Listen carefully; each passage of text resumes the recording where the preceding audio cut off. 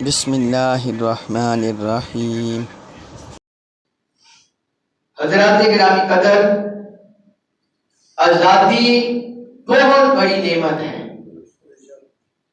کسی بھی وطن کی آزادی، ریاست کی آزادی بہت بڑی نعمت ہے، اور یہ اللہ کی خاص عطا کردہ نعمت ہے۔ اللہ رب العزت نے قرآن میں خصوصاً بنی اسرائیل کے حوالے سے اس نعمت کا ذکر بھی کیا ہے اور اپنا انعام قرار دیا ہے۔ سورۃ البقرہ میں اللہ تعالی نے ارشاد فرمایا، یا بنی اسرائیل اذکروا نعمتی التی انعمت علیکم، اے بنی اسرائیل تم میری وہ نعمت، وہ انعام یاد کرو جو میں نے تم پر کی۔ وَأَنِّي فَضَّلْتُكُمْ عَلَى الْعَالَمِينَ، اور میں نے تمہیں تمہارے جہان والوں پر فضیلت دی۔ اللہ تعالی نے اپنی انعام، اپنی نعمت انہیں یاد کروائی، اور آگے ارشاد فرمایا، وَإِذْ نَجَّيْنَاكُمْ مِنْ آلِ فِرْعَوْنَ يَسُومُونَكُمْ سُوءَ الْعَذَابِ يُذَبِّحُونَ أَبْنَاءَكُمْ وَيَسْتَحْيُونَ نِسَاءَكُمْ، اور یاد کرو جب ہم نے تمہیں آل فرعون سے نجات دی، جو تمہیں نہایت برے عذاب میں مبتلا کرتے تھے، تمہارے بیٹوں کو ذبح کرتے تھے اور تمہاری عورتوں کو زندہ رکھتے۔ تو آپ یہ دیکھیں، اللہ تعالی نے بنی اسرائیل کو انہیں وہ آزادی کا دن یاد دلایا، انہیں وہ فتح کا دن یاد دلایا، انہیں نجات کا دن یاد دلایا قوم فرعون کے ظلم سے۔ اور پھر اللہ تعالی نے یہاں ذکر بھی کر دیا کہ تمہیں نہایت سخت عذاب، برے عذاب میں مبتلا انہوں نے کر رکھا تھا۔ ان کی عورتوں کو، بچوں کو، جوانوں کو انہوں نے غلام بنا رکھا تھا۔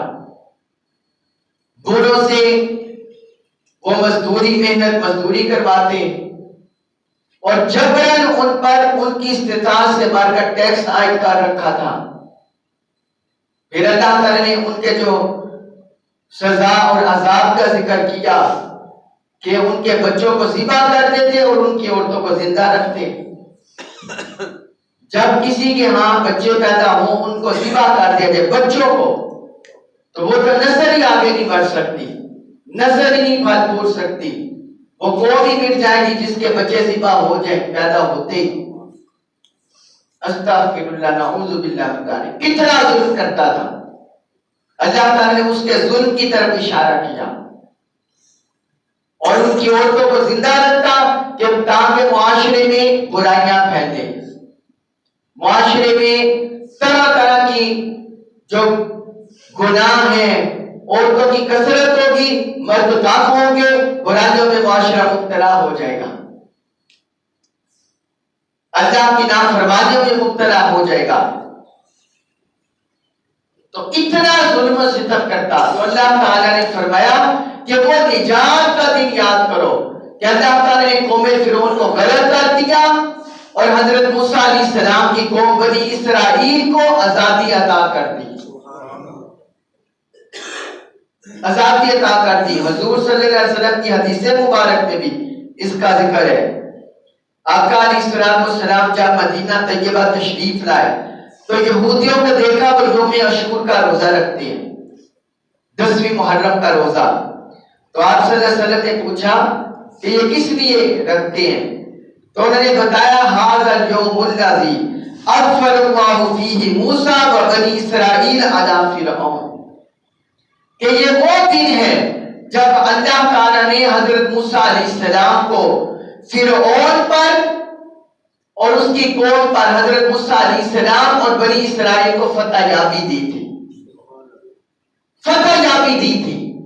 تو فرماتی ہیں، وہ کہتے ہیں وَنَحْنُ نَصُومُهُ تَعْظِيمًا لَهُ، تو وہ چونکہ ہمیں اس دن فتح کامرانی ملی تھی، آزادی ملی تھی، ہم فرعون کے ظلم سے، چنگل سے آزاد ہو گئے، لہذا بس اس دن کی عظمت کی وجہ سے، تعظیم کی وجہ سے، شکرانے کے طور پر ہم روزہ رکھتے ہیں، شکرانے کے طور پر ہم روزہ رکھتے ہیں، تو رسول اللہ صلی اللہ علیہ وسلم نے فرمایا نحن اولا بموسیٰ منکم ثم امر بصومہ، فرمایا ہم تم سے زیادہ موسیٰ کے حقدار ہیں، ہم تم سے زیادہ موسیٰ علیہ السلام کے حقدار ہیں۔ پھر آپ صلی اللہ علیہ وسلم نے روزہ رکھنے کا حکم دیا۔ حضور خود بھی یوم عاشور کو روزہ رکھتے اور آپ اپنے صحابہ سے بھی فرماتے جو طاقت رکھتا ہے وہ بھی رکھے۔ یہ صحیح البخاری میں حدیث ہے، حدیث نمبر 3727۔ نے دیکھیے کہ وہ آزادی کا دن روزہ رکھ کر منا رہے ہیں، اچھے کپڑے پہن رہے ہیں، ان کی بیویاں تیار ہوتی، اچھے کپڑے شاندار کپڑے پہنتی اور اظہار تشکر کے طور پر روزہ رکھتے۔ آقا علیہ السلام نے منع نہیں فرمایا، بلکہ فرمایا ٹھیک ہے، صحابہ سے فرمایا کہ ہم زیادہ حضرت موسیٰ علیہ السلام کے حقدار ہیں، خود بھی روزہ رکھا، صحابہ کو بھی حکم دے دیا اور ان کے لیے فرما دیا کہ تمہارے لیے اتحاد ہے، جو رکھنا چاہے رکھ لے۔ تو آزادی کے دن کو آقا علیہ السلام نے نعمت قرار دیا، اپنے عمل سے خوشی کا اظہار کیا۔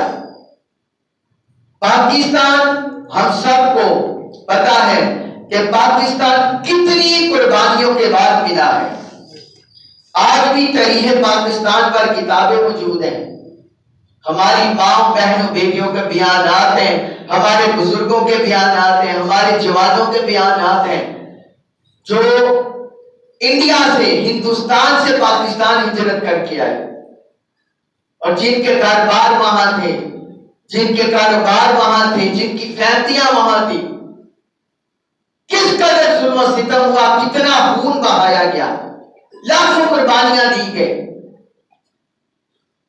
لاکھوں ہماری ماں بہنوں بیٹیوں کی عزتیں پامال ہوئی، بچوں کو معذرہ شہید کیا گیا، بوڑھوں کو شہید کیا گیا، خواتین کو شہید کیا گیا۔ اتنی قربانیوں کے بعد پاکستان ملا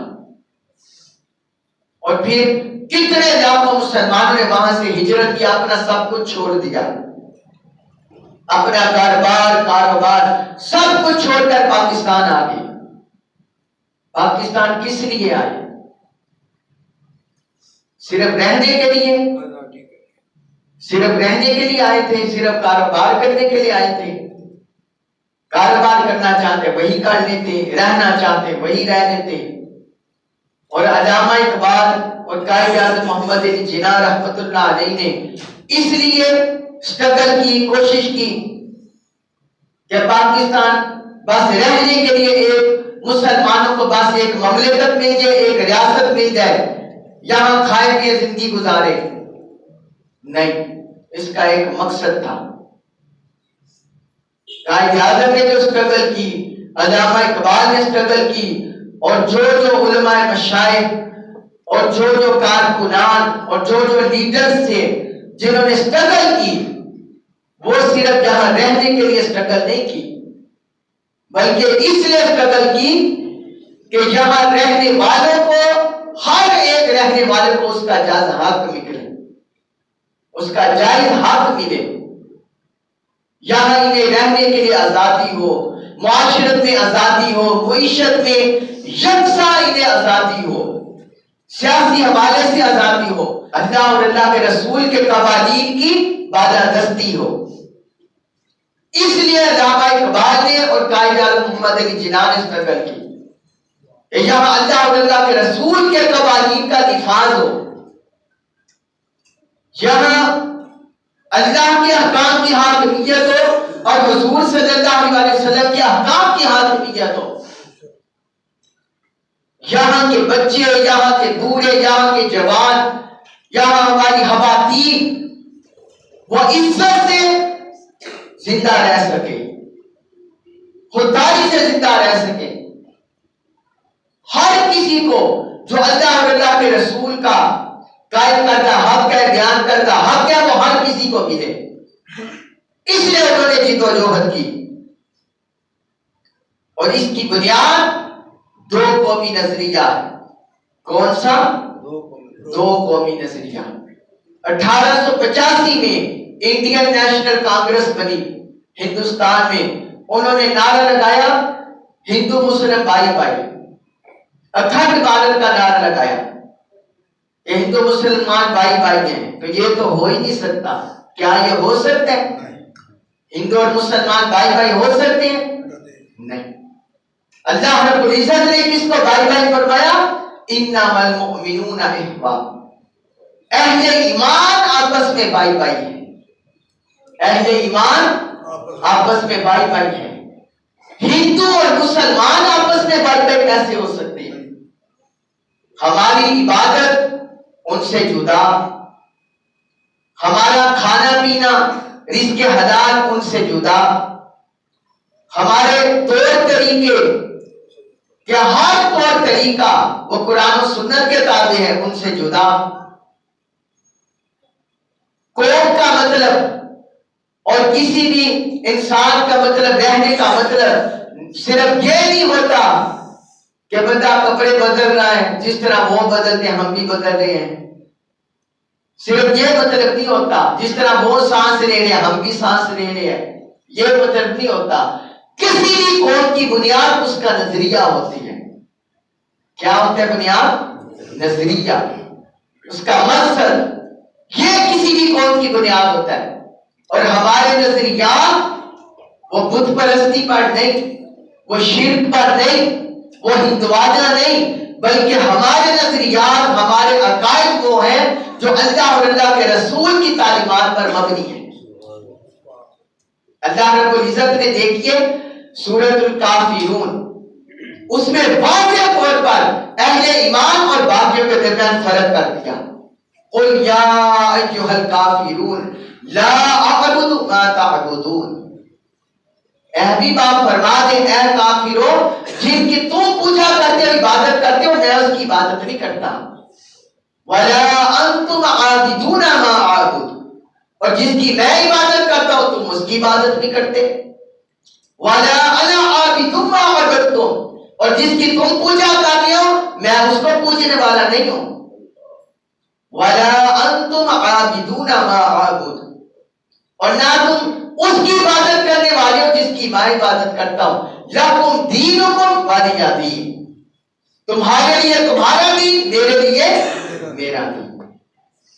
اسلام اللہ اور اللہ کے رسول کے عطا کردہ دین پر قائم ہے، عقائد پر قائم ہے، نظریات پر قائم ہے۔ قائد اعظم محمد علی جناح نے مسلم یونیورسٹی علی گڑھ میں 8 مارچ 1944 کو خطاب کیا۔ انہوں نے کہا پاکستان اس دن وجود میں آ گیا تھا، پاکستان اس دن وجود میں آ گیا تھا جب ہندوستان میں پہلا ہندو مسلمان ہوا تھا، جب اس دھرتی میں پہلا ہندو مسلمان ہوا۔ کہتے ہیں پاکستان کے وجود کی بنیاد تو اس دن پڑ گئی تھی، کیونکہ اس کا نظریہ، اس کا جو طرز حیات ہے، اس کا عقیدہ، اس کا دین وہ ہندو سے جدا، فرماتے اس دن بنیاد پڑ گئی۔ یہ اس زمانے کی بات ہے جب یہاں مسلمانوں کی حکومت بھی قائم نہیں ہوئی تھی۔ قائد اعظم فرماتے ہیں، پھر آگے کہتے ہیں مسلمانوں کی قومیت کی بنیاد کلمہ توحید ہے۔ قومیت کی بنیاد کیا ہے؟ کلمہ توحید، لا الہ الا اللہ محمد رسول اللہ صلی اللہ علیہ وسلم۔ مسلمانوں کی قومیت کی بنیاد کلمہ توحید ہے۔ وہ وطن نہیں اور نہ ہی نسل، اس کی بنیاد کوئی وطن نہیں ہے اور نہ کوئی نسل ہے۔ کہ پاکستان میں رہنے والا یہ کہے کہ بس میری بنیاد پاکستان ہے، نہیں۔ پاکستان میں رہنے والا مسلمان، بنگلہ دیش میں رہنے والا مسلمان، انڈیا میں رہنے والا مسلمان، فلسطین میں رہنے والا مسلمان، کشمیر میں رہنے والا مسلمان، امریکہ میں رہنے والا مسلمان، یو کے میں رہنے والا مسلمان، متحدہ عرب امارات میں، افریقہ میں رہنے والا مسلمان ایک ہے۔ کیا ہے؟ سب مسلمان ایک ہے، مسلمان سب ایک ہے۔ کہتے ہیں اس کی بنیاد قومیت نہیں اور نہ ہی نسل ہے کہ نسل کی بنیاد پر ہم مسلمان ہو جائیں۔ اس کی بنیاد کلمہ توحید ہے، کلمہ توحید ہے۔ آگے فرماتے ہیں ہندوستان کا پہلا فرد جب مسلمان ہوا تو پہلی قوم کا فرد نہیں رہا بلکہ جداگانہ قوم کا فرد بن گیا، اور ہندوستان میں ایک نئی قوم وجود میں آ گئی، ایک نئی قوم وجود میں آ گئی۔ ایک قائد اعظم نے خطاب کیا 8 مارچ 1944 میں، اور پھر ایک جگہ وہ کہتے ہیں 14 فروری 1947 کو شاہ دربار سپی بلوچستان میں انہوں نے خطاب کیا۔ وہاں انہوں نے کہا میرا ایمان ہے کہ ہماری نجات اس اسوہ حسنہ پر چلنے میں ہے جو ہمیں قانون عطا کرنے والے پیغمبر اسلام صلی اللہ علیہ وسلم نے ہمارے لیے بنایا ہے۔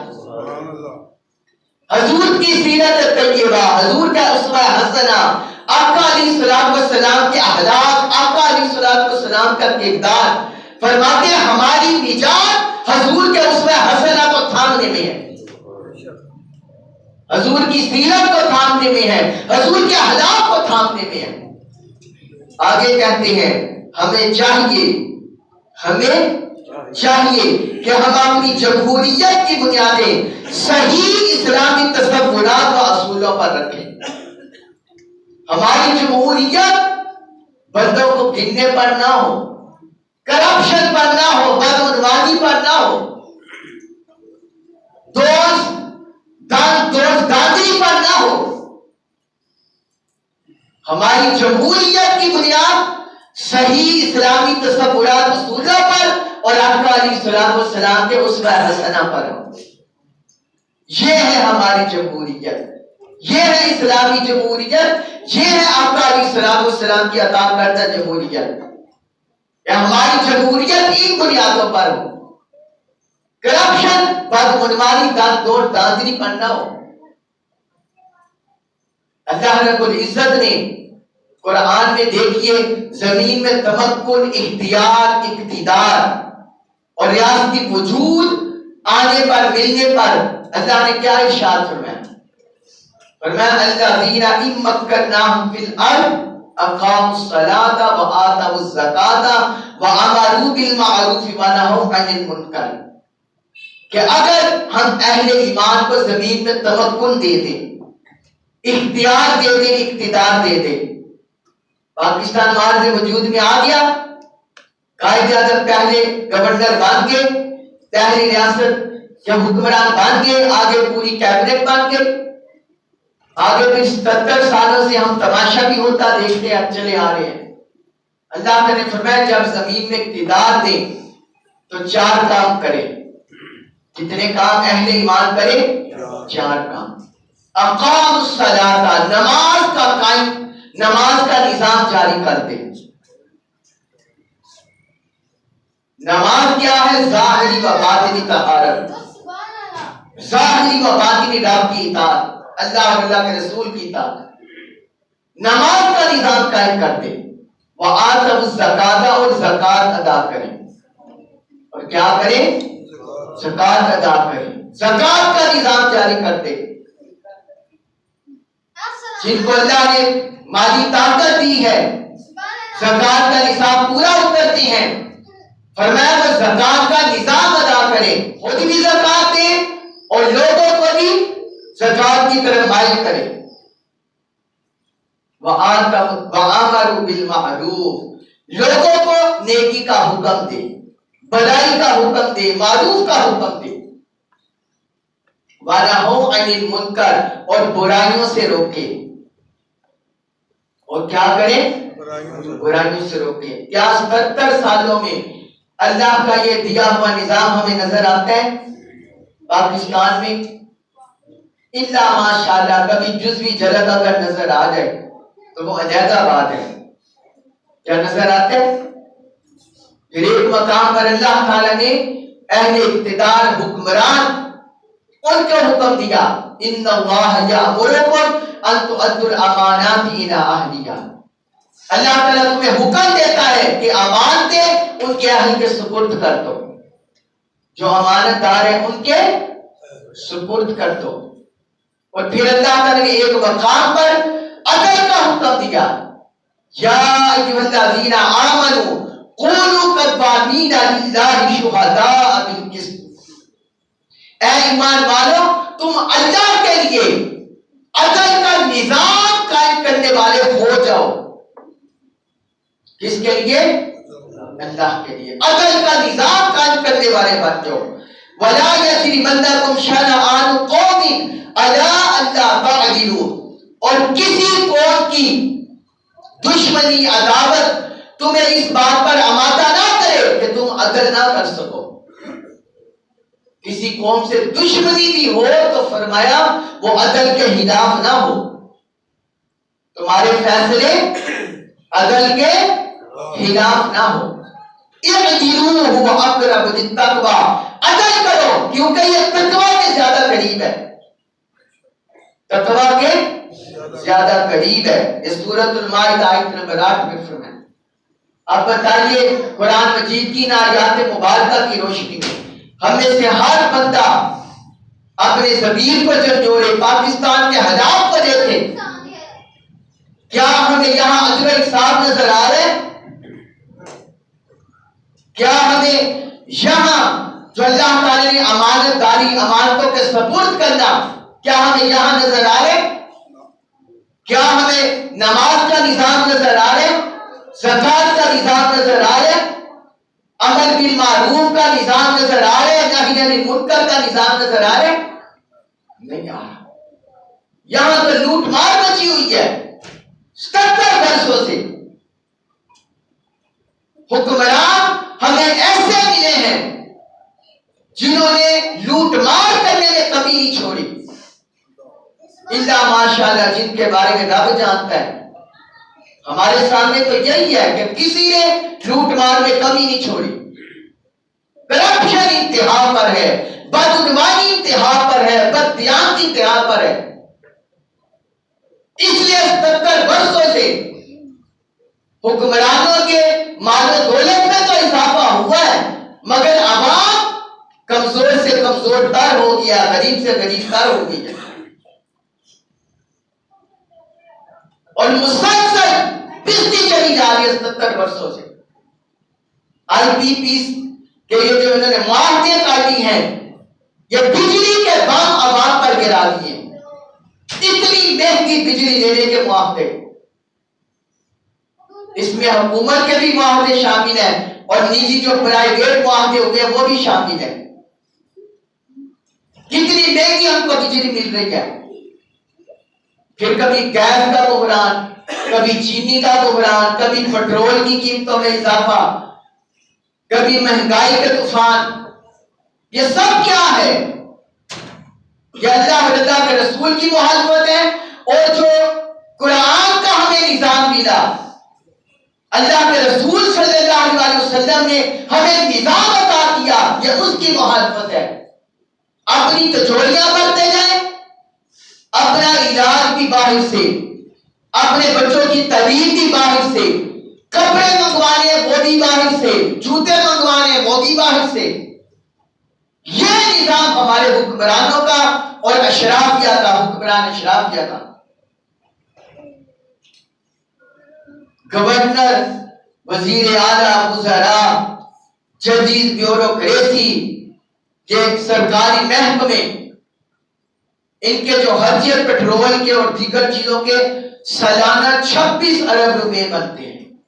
یہ صرف ایک چیز آپ کو بتا رہا ہوں. اور یوٹیلیٹی بلز وغیرہ ملا کے اس طبقے کے 26 ارب وہ علیحدہ ہے, 52 ارب روپے سالانہ خرچے, یہ ان طبقات کے جو میں نے آپ کو بتائے. اور پاکستان میں 39% آبادی حد غربت سے نیچے زندگی گزار رہی ہے.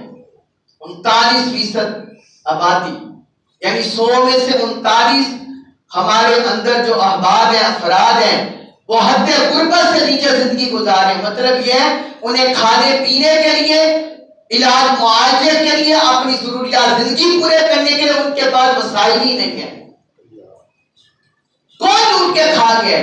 پاکستان کا کرپٹ نظام اور اس کے حوالی کرپٹ حکمران. یہ ہمیں لوٹ کر کھا گئے. انہوں نے اپنے بینک بیلنس بڑھ لیے ہیں, اپنی تجوریاں بڑھ لی ہیں کرپٹ نظام کے بلبوتے پر. اگر وہ عدالتی نظام ہو, وہ کس کے لیے؟ غریب کے لیے. کس کے لیے؟ غریب کے لیے, کمزور کے لیے.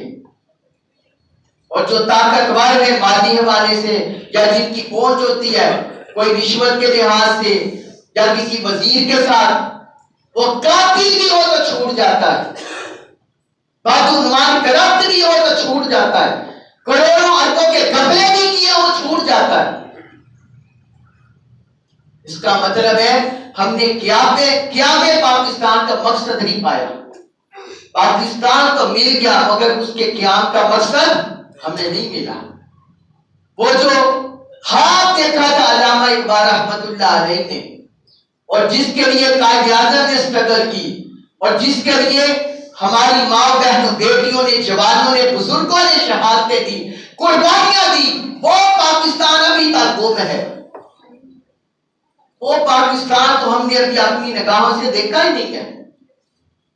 اس کے لیے کیا کرنا ہے؟ ہم سب کو ایک ہونا ہے. ہم سب کو ایک ہونا ہے. ذرا بولے تو صحیح, ہم سب کو ایک ہونا ہے. ظلم کے خلاف ہم سب کو ایک ہونا ہے. جد و جہد کرنی ہے, پرامن احتجاج کرنا ہے, اپنے حقوق کے لیے ہمیں لڑنا ہے. اگر ہم لڑیں گے اپنے حقوق کے لیے تب ہی ہمیں حق ملے گا, اور تب ہی قیام پاکستان کا مقصد پورا ہوگا. اللہ رب العزت سے دعا ہے کہ پاکستان کو تا قیام قیامت قائم رکھے, دائم رکھے, ہمیں کرپٹ نظام اور اس کے محافظت سے نجات عطا فرمائے.